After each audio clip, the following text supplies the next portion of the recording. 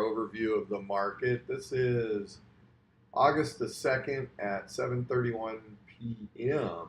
my time, which is Mountain Time. So, what I'm doing is trying to figure out how to do videos on what the market looks like and post maybe those on YouTube. So, let's start with the SPY. I like to start with the weekly.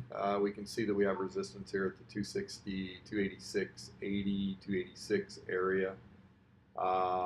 And then we've got support sitting down around the 280 area. So not too big of a range as far as the weekly chart goes, but when we pull over to the daily chart, you can see that things change a little bit. What did I think the market was going to do today? I said that no surprises by the Fed, going to open lower, and let's see, what time did I do this? 8:02. No surprise whether they're going to open lower and test. I think we may see a trend down for a bit. So I totally got that wrong. But that's why we do this, is to hold ourselves accountable and see what we're doing. But I got this part right. It went down and tested the 279 area. And instead of continuing down, it just made a really nice bullish engulfing candle for the day. So what does that mean? Well, that makes us bullish going into tomorrow. So possibly we're going to take and get up here and test this area and make our way out to the resistance. So that takes care of the SPY. And you can see on the hourly, we just ran up all day today. A little bit of sell-off after the close. So we'll have to see how tomorrow goes. Now let's switch over and let's go to the Qs. So here's the Qs again. Let's look at a weekly chart. Get over here to my weekly settings. And you can see this 177 area is pretty good. You know, we've got a nice little move here. Another move up, and then a good little, you know, what we ought to do is maybe throw a fib on this and see what we see. Looks like a nice little move right here. Was a good 38.2 test, kind of perfect. You can see that right here is where that 38.2 test happened, and then it went back up. So the swing that we're working on right now, let's do the same thing just for fun. Put this here, see what's happening. We'll expand this up a little bit and bring this back down so we can see, look at that, hit the 61.8. And then we're only dealing with the weekly chart. So pretty significant stuff going on there. So, you know, now we're going to go up and probably retest this 183 area, and we'll see what happens as far as the weekly goes. Let's go into the daily, come back here to the daily chart.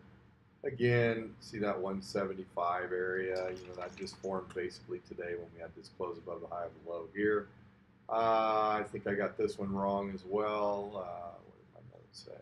Whoops. All right, let's put that over there and see SPY node. So I kind of thought it would do the same thing as the SPY. Obviously, I was wrong.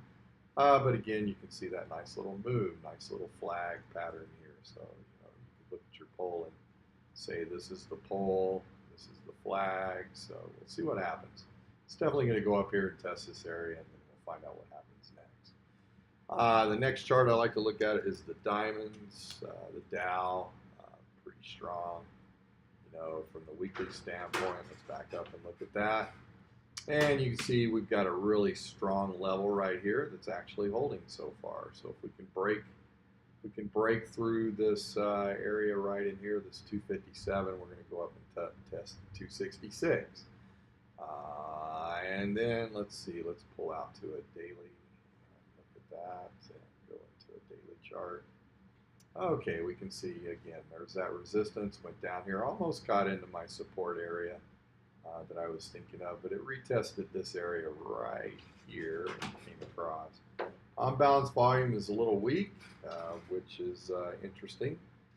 Notice that we did close lower today than the day before, and but nice little significant move and then back up.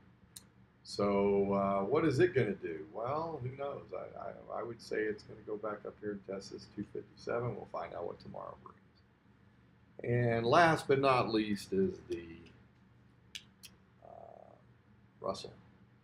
And we can see here, okay, let's get out to the weekly chart. Let's see if I finish this one. All right, so we have 169 area, 163.60 area, probably the weakest of the bunch maybe right now, I don't know, but look at that on-balance volume on the weekly, it looks pretty good. Let's pop into a daily, which is more apropos, and we can see kind of a downward trend right here. Might be a significant line to pay attention to.